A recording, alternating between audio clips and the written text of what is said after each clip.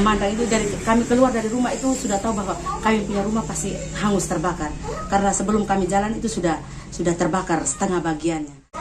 Kejadian ini berawal pada pukul 11.57 waktu Indonesia Tengah, di mana pada saat itu kami semua di isi rumah dalam keadaan tidur. Kami semua nyenyak, tidak ada yang mendengar itu. Saat itu anak laki-laki saya yang SMP mendengar bunyi suara yang ledakan itu, dia membangunkan. Saat dia bangunkan itu, batu-batu sudah masuk ke dalam rumah dan sudah menyambar gorden di 2 kamar itu, sehingga terjadi kebakaran. Dalam kepanikan itu kami harus ke kamar mandi untuk ambil air untuk menyiram.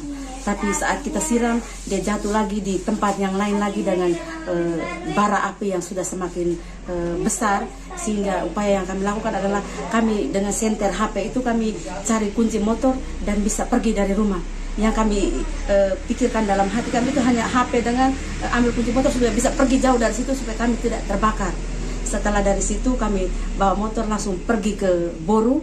Sampai kami berhenti itu di rumah penjahit Boru di dekat persawahan situ. Kami situ memandang itu dari kami keluar dari rumah itu sudah tahu bahwa kami punya rumah pasti hangus terbakar. Karena sebelum kami jalan itu sudah terbakar setengah bagiannya. Setelah itu langsung menuju ke Hikong. Besok paginya kembali dan melihat bahwa rumah saya sudah rata tanah. Dari situ kami langsung karena lihat suasana keadaan di Boganatar dengan vulkan ini, abu vulkaniknya yang begitu banyak, sehingga kami sekeluarga memutuskan untuk ke Bokang. Sampai di Bokang saat itu untuk dari pihak pemerintah desa Bokang sudah membangun tenda untuk menerima kami pengungsian dari Ulang Gitang, sehingga kami datang situ. Tapi karena kami jalan hanya berbekalkan pakaian di badan, tidak ada apa-apa untuk kami bawa, sehingga kami memutuskan bahwa cari keluarga yang kami kenal di Bokang itu untuk menjadi tempat penginapan kami. Sampai dengan hari pertama juga belum ada bantuan dari desa, juga belum ada dari pihak pemerintah juga belum ada, sehingga karena saya punya anak kecil, sehingga saya tidak bisa membiarkan anak saya tidur beralaskan tikar di atas lapangan yang masih ada dengan segitu material di bawah, sehingga kita tidur juga tidak nyaman. Orang besar tidur juga tidak nyaman, apalagi anak-anak yang berusia balita.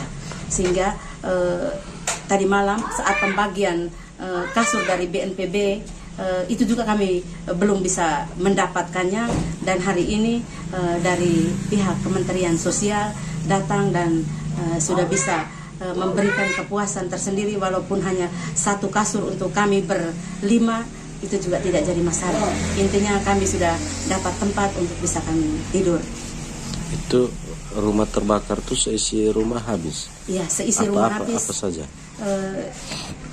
Saya punya rumah itu tuh isinya penuh. Karena ini otomatis pakaian semuanya habis. Saya jual minyak tanah dan saya punya uang minyak tanah semua juga terbakar semua. Ini barang-barang peralatan semuanya, buku, laptop, ijazah saya punya ada, tapi yang saya punya anak-anak mereka punya, karena mereka ambil untuk ini scan karena permintaan dari sekolah untuk urus ini beasiswa, akhirnya semuanya terbakar semua.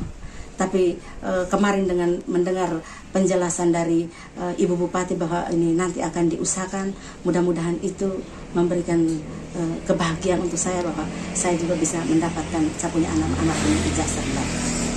Rumah sudah terbakar, terus selanjutnya mau bagaimana sih? Bagi saya ini sebagai manusia, jadi kita manusia pasti kita masih bisa bekerja untuk bisa memulihkan yang sudah hancur. Kemarin juga Bapak dari Kepala BNPB Pusat menyampaikan bahwa mereka akan memberikan bantuan untuk kami. Tapi kita sebagai manusia kita juga menerima itu, tapi kita berusaha supaya bisa kembali pulih. Saya kuat bahwa itu adalah rencana Tuhan, pasti rencana itu juga indah untuk saya nanti.